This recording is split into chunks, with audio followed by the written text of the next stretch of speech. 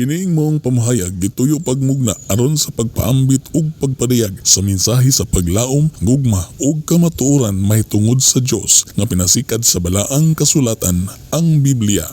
Ang mga pulong ug mga unahuna nga gipaambit sa magsisibya tuyo ug tinguha lamang nini ang pagsulti sa kamatuoran. Way relihiyon nga gituyo pagligis sa mga pamahayag. Anaara sa maminaw ang desisyon sa pagsabot ug pagdawat sa kamatuoran.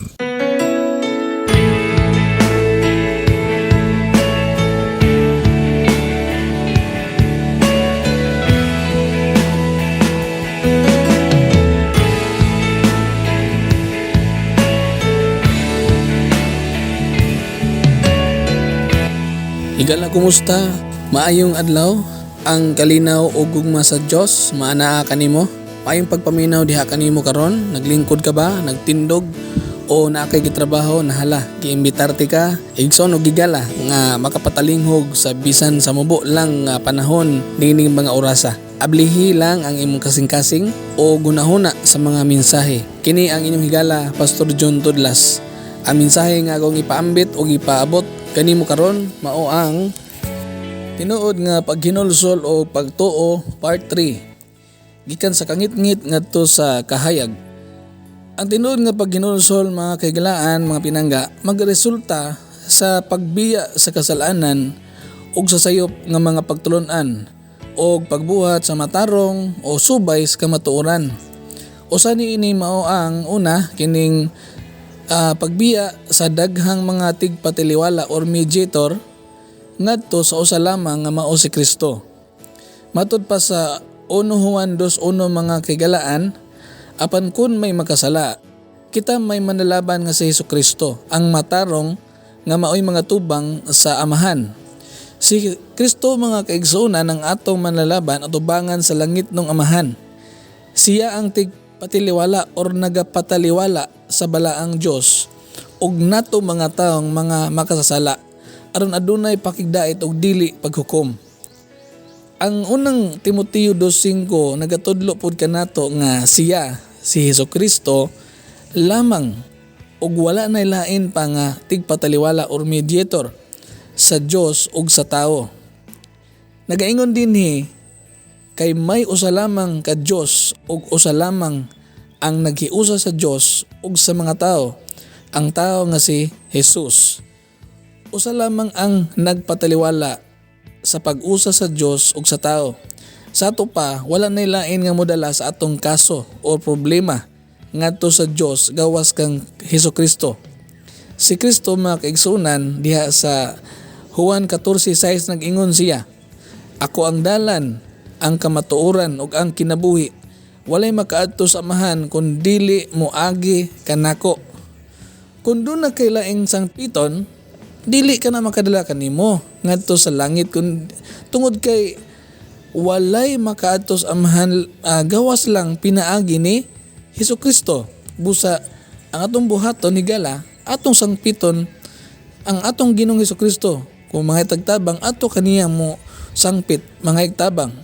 Di na ka mangayo paglaing tabang sa lain pa nga spiritual being nga dili Ginoo. So ang Ginoo lamang ang ato ang sangpiton, ato ang halaran sa ato ang mga pag-ampo.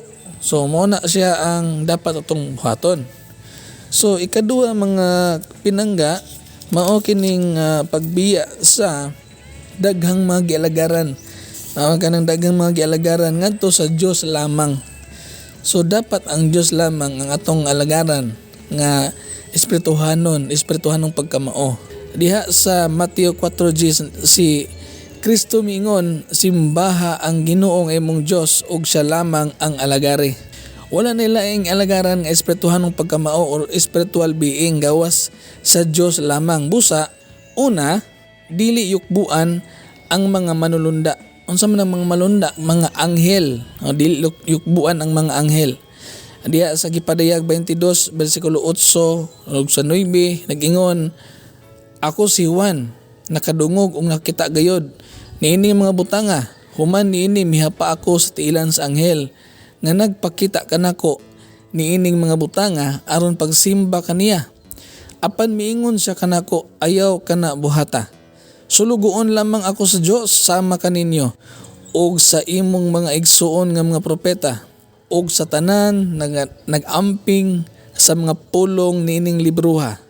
Mao'y simbaha ang Dios. So dinhi ato makita mga pinangga nga sa dihang si San Juan mihapa aron pagsimba tubangan sa anghel. Siya gibadlong sa maong anghel.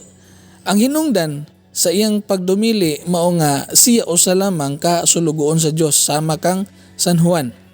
So daghan kay mga anghel mga kaigsunan nga hinimo sa Ginoo, pero ang ginganlan lamang diha sa Biblia mao si San Miguel, si Miguel Arkanghel ug si Gabriel nga messenger.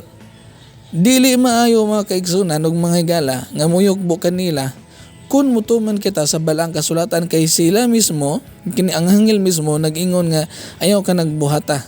Okay? Tinuod pa ganito nga anghel nga gikauban o nakita gyud ni Juan apan ni dumili gani nga mudawat sa pagyukbo og pagsimba. Unsa pa ka kanang dili tinud anghel nga imong giatubang. Okay? Ikaduha, dili yukbuan ang mga santos. Diha sa mga buhat 10:25 nag-ingon, sa mosulod naon ta si Pedro sa balay gisugat siya ni Cornelio. Kini si Cornelio mga kaigsunan usa ni ka kapitan sa mga sundalo sa Romanhon.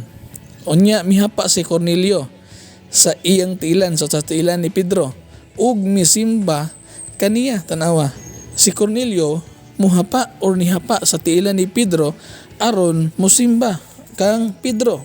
Apan gitabangan siya pagpatindog ni Pedro giingnan, tindog, ayaw akong simbaha kay tao lamang ako.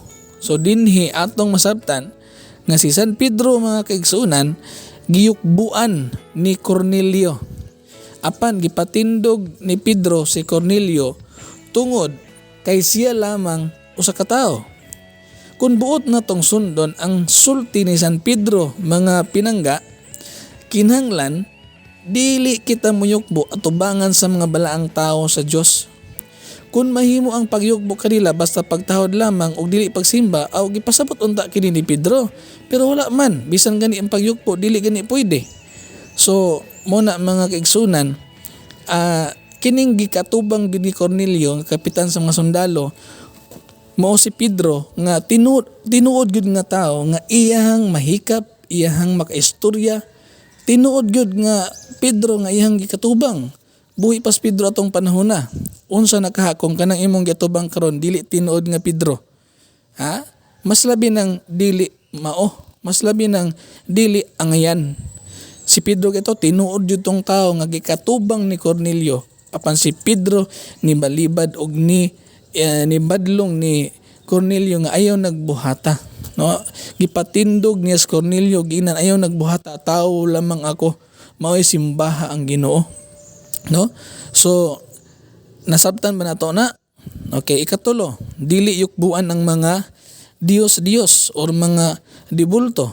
O diha sa Exodus kapitulo 20 bersikulo 4 mga kaigsunan, part ni sa kining gitawag nga 10 commandments sa Ginoo, ikaduhang sugo nga mabasa nato sa Exodo kapitulo 20 bersikulo 4. Nag-ingon, ayaw pagbuhat og Dios o larawan sa bisan unsa didto sa langit o dinhi sa yuta o diha sa tubig nga anaa ilalom sa yuta. Ayaw pagyukbo, no? Ayaw pagyukbo, klaro kayo, sa bisan unsang Dios ni magsimba niini, kay ako ang Ginoo nga inyong Dios og abughoan ako. Dinhi ato masabtan nga dili ang Dios buot nga kita muyukbo ug mualagad sa bisan unsang binuhat, na mga take note, binuhat nga larawan nga hulad sa dagway sa atoa sa langit o dinhi sa yuta. So daghan kayo mga bahin sa kasulatan mga pinangga nga nagsaway may tungod sa mga dibulto, mga larawan o mga kinulit nga mga larawan nga ginayukbuan sa mga tao. So mga dulan 200 ka bersikulo ato makita diha sa balaang kasulatan sa Biblia. Panalitan sa Salmo 115 bersikulo 4 ngadto 8, adunay ba apan dili makasulti. May mga mata apan dili makakita. May dalunggan apan dili makabati ug uban pa. So masabtan sana nato. Unya diha sa Isaiah kapitulo 44 bersikulo 13 ngadto 19. O sa kabahin sa kahoy gihimong dibulto, apan ang laing bahin sa maurang kahoy gihimong sugnod. No? Unya mabasa po nato sa unang Juan 5:21, kinahanglang magpalayo gikan sa mga Dios. Sa Roma 1:23, ang himaya sa dili mamatay nga Dios gipulihan sa mga larawan nga sama sa mamatay nga tao, no? Mo na ang dili mao, no? Nya gipadayag 21 bersikulo 8, ang nagsimbag mga Dios moadto sa nagdilaab nga kalayo. Makita nato diha nga usa na sa mga lista kanang nagsimbag Dios. Moadto sa nagdilaab nga kalayo asupre nga ikaduhang kamatayon. So ang pangutana mo yugbo ba ikaw? Umalagad sa Dios lamang, dili na sa mga anghel, sa mga santos o mga kinulit nga larawan, mga dibulto. Kinsa man ang angay nimong yukbuan o simbahon? Ang kanang mga binuhat o kanang magbubuhat? Tubaga sa imuhang kaugalingon igsoon, sa imong nihimutangan karon.